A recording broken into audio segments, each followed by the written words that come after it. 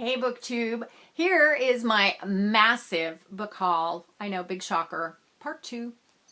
I got my ticket for the long way round. 2 bottle whiskey for the way.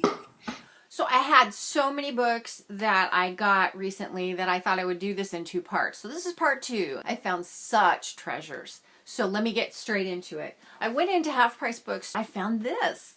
This, Delirium by Lauren Oliver. I love this book. I do not love the series, but I love this book. And I love it especially on audio. I have it on audio. It's narrated by Sarah Drew. You might know her as Kepner on Grey's Anatomy. But I really, really love Lauren Oliver's writing. And so when I saw this, and especially in this cover, this is the UK cover.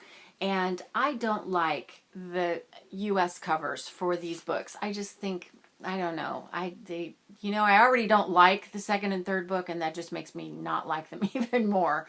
So I was thrilled to find this at Half Price Books. I found a couple of things on sale at Books A Million. Actually here it's called Books & Co. And first is Dearly Departed by Leah Habel. I really like this series. This is Steampunk Zombies, and I think there are going to be 3 books, and I can't remember the name of the series. I will put it here, and I loved this book. By the way, these stickers, I have a video on how to take those off, so I will link that also below. And then I found Unholy by Neal Shusterman. This is the second book in the Unwind series, and I have Unwind on audio. I've listened to it. I don't own it in print. And honestly, I think that they ought to be reading at least the first book in high schools and talking about it, because it is this really interesting commentary and picture of what can happen in a society where you have to make a decision between the lesser of 2 evils, and a practice gets instituted. And it seems okay because little by little it gets implemented into the society, and then it turns into this horrific, horrible, horrible practice that then needs to probably only be gotten rid of through revolution, sadly. Then I went to my local Goodwill and I found some amazing treasures. I found Time and Again by Jack Finney. I like Jack Finney a lot because he's written a couple, 3, 4 books about time travel, and he's written a book of short stories that I really want to get my hands on, because I think he's written kind of the definitive book about time travel that everybody, it kind of covers all of the paradoxes and all the things that can happen. So he's really well known in the sci-fi community and has written a lot of books. In fact, he wrote Invasion of the Body Snatchers. So anyway, I'm really, really excited to read this. First of all, because it's about time travel, but also because it's kind of a classic. This was a find. Room by Emma Donoghue. So many people have raved about it. And in fact, my daughter Jenna had to read it for a class in creative writing. And she just said, Mom, you've got to read this book. You've got to read this book. So now I can. I have my own copy. I don't have to borrow hers. I found The Great Gatsby by F. Scott Fitzgerald. Have not seen the movie, have not read the book. The book is a quick read, and so I will probably read this and then see the movie. I couldn't believe I found this. This is Peter Pan, and it is a Puffin Classics version.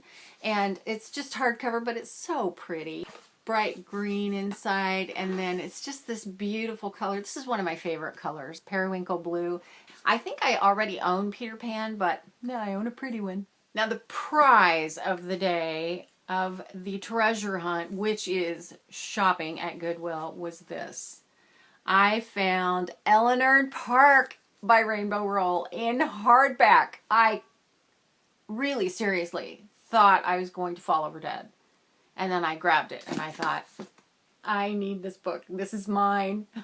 I'm so happy. I listened to this on audio recently, and the audio is so well done with this book. And it's such a sweet story. I thought it was going to really break my heart, and it kind of did a little bit, but not in such a way that I was totally destroyed. So yeah, wonderful book. If you haven't read it, definitely pick it up and read it. She's really popular right now. She just released Fangirl, and she's just a great writer, and she's got all kinds of stuff out.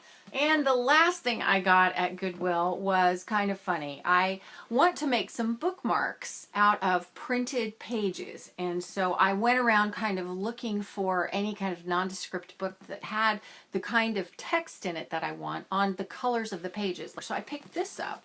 This is the Mississipp Avalon by Marion Zimmer Bradley.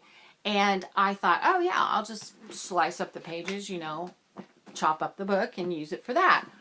Well, first of all, I got it home and then I read the synopsis at the top, and it says the magical saga of the women behind the King Arthur legends, which grabbed me, and I thought, maybe I should reconsider this. And so I mentioned it to a friend of mine on Goodreads, and she said, absolutely not. You cannot cut that book up. That book I read so many times, I wore it out and had to buy another copy. And I thought, okay, I guess maybe this is a keeper, which is fine because I have actually several very dry commentaries. Nobody's gonna miss this. My husband's never even cracked it open, so I think this is gonna be the craft project. Now on to the things I found at the library. Here in my local area, and I think at a lot of libraries, they have a section like some tables, or they'll have shelves that are set aside for kind of an ongoing library sale. And they are, you know, really cheap. I think the paperbacks are usually 50 cents and then the hardbacks are $1.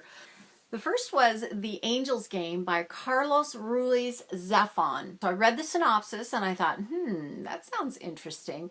Not really my thing, but I'm willing to step out of my comfort zone, primarily because there's a guy on YouTube named Cryptable Chris, and I will link his channel below, and he raves about this author. So I messaged him and I said, hey, can you tell me anything about this book? And he said, you need to read everything this man has written. And apparently he's in good company saying that, because Stephen King, Washington Post, New York Times, Entertainment Weekly, everybody loves this author and these books. Now, he also wrote a book called The Shadow of the Wind, and I think that's probably the one he's known for the best. But also, as a bonus, this dust jacket comes down only to here, and then when you remove it, you have this gorgeous cover. Isn't that beautiful? So again, stepping out of my comfort zone, but I think I may be glad that I did. Went to another library and found The Help in hardcover. I have this on audio. I have not listened to it yet, and I have not read the book, but I did see the movie. So I probably will get to this at some point. It is on my TBR. It is not at the top of my TBR. I live in a dead zone when it comes to libraries. I'm kind of in the middle of 3 places, and my county that I live in has a city library. So that means that library card's going to cost money. And then I have 2 other towns that are county libraries, but again, you're non-resident, so you have to pay a fee. Well, the fortunate thing is that in my state, we have this card that you can buy if you are a non-resident, and it's a network of libraries, so you can check out books from any library. And they also have the interlibrary loans. So, went last night. My daughter Emma went with me, and she got the Mark of Athena because she's read the first 2 books in the Heroes of Olympus series. We have the first 2 books here at home, so maybe I'll pick those up. She loves the way he writes the dialogue for the teenagers, and the action is pretty amazing. So I know a lot of people have read these in rave, so I think I may get to those, but I have to get to Harry Potter first. I'm on the 3rd book of Harry Potter, so I really need to get that read before everyone in my family disowns me. I got 4 books. I got Starcrossed by Josephine Angelini.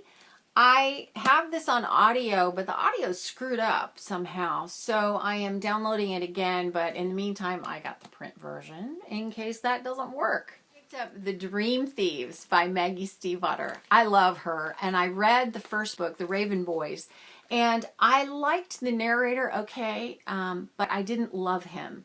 So I know it's the same narrator on audio, so I thought maybe this would be better read in print. So I grabbed it.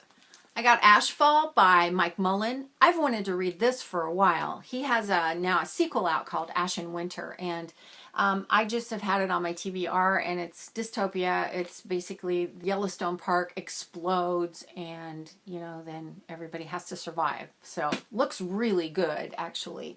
and I can't get it on audio, or I would have by now. So, and the last one I got was Holly Black, Coldest Girl in Coldtown. Everybody is raving about this book. It's very hot on YouTube and all the blogs right now, and I've heard good things, and I've heard not bad things, but sort of so-so things about it. So I'm interested and excited to come to my own conclusions. Departure for her. This is a vampire book, so I'm not really into vampires. We'll see what I think. So that is it for my massive 2-part book haul. You know me, I will probably buy more books by the end of November, especially if any of the bookstores are having Black Friday sales. Because I am an avid bargain hunter and couponer, and I always check online to see what's going to be on sale on Black Friday. If you are a shopper and you want to do that, I'll put some links down below that I find. So that's it for now. Thanks so much for watching, and I will see you next time. When I'm gone, you're gonna miss me when I'm gone. You're gonna miss me by my hair, you're gonna miss me everywhere. Oh, you're gonna miss me when I'm gone.